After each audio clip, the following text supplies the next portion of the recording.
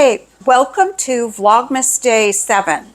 I woke up this morning with one of those crushing, pounding migraines. I've had all my medication, so I'm a little bit dizzy, but life has to go on, as we all know. My aunt's early Christmas get-together and her birthday is this afternoon, and I've been asked to bring veggies and I've been asked to bring a dessert. So I decided for the veggies. I made it real easy, and it is cut up cucumbers, tomatoes, and those mozzarella, marinated mozzarella balls that you get at Costco that are so delicious. I'll show that to you guys in a little bit.